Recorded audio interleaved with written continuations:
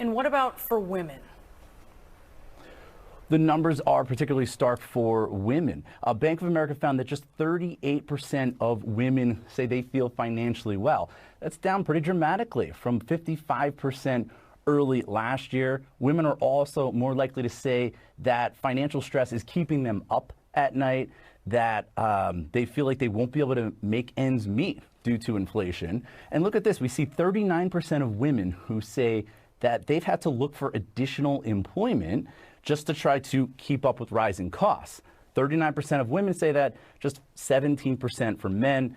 I think this is evidence of that pay gap where women generally make, on average, less than men. Also, just big picture here, Jim and Brianna, I think that this is just another reminder of why Americans are giving President Biden's economic performance such low numbers. They just feel like they can't keep up right now.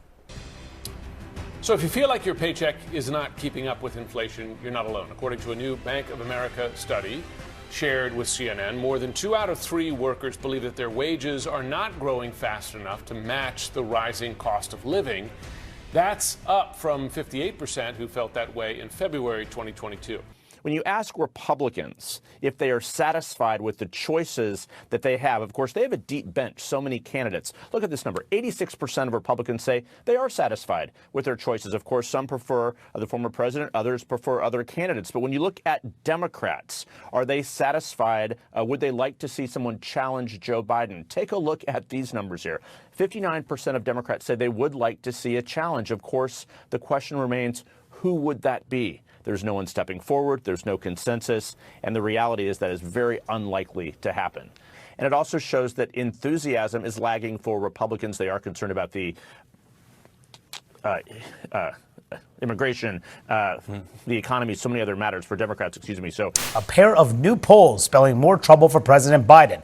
Jeff, how concerned is the White House of this? Just to flash these numbers on the screen, these head-to-head polls between Trump and Biden right now. The post-ABC poll is considered an outlier. It's really not consistent with other national polls. Had Trump it up by 10 in that national poll. The NBC poll out yesterday, that is more consistent. It shows a deadlocked race right now. How concerned should the Biden campaign be right now? Look, pretty concerned. This is like yet another example of warning signs blinking furiously as every poll comes out. Our poll a couple weeks ago, similar thing. Look, the exact number isn't something we should focus on because we are more than a year out. So regardless of the outliers or not, but the fundamentals inside the poll are, there's huge consistency.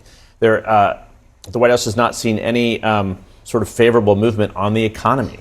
On immigration, there is deep concern and there's a deep sense of angst in the country. And also in these polls, a strong sense of concern about his age, a strong lack of enthusiasm among Democratic voters compared to Republicans. A huge challenge for the president, without question. And you talk about the numbers, a little bit more about them. This is the disapproval numbers in that NBC poll. 56% disapproving of Biden. That is the highest of his presidency in this poll. You can see the trend there, the green line number, the disapproval number is spiking up, approval number dropping down substantially from April 2021 up until September 2023. And then when you look at the economy, as Jeff was just talking about, just 37% approve of his performance on the economy. That is a huge warning sign when, of course, the economy, cycle after cycle, is the main driver for voters. One of the numbers that has been used to sort of marginalize the poll is to say the outlier numbers on the youth vote, because they showed Trump has a wide lead. And there's no historical precedent for something like that. Having said that, the Biden campaign, if I were the Biden campaign, would be absolutely trying to understand how younger people are feeling and why they're feeling that way. And I actually think age, as much as the economy, has a lot to do with it.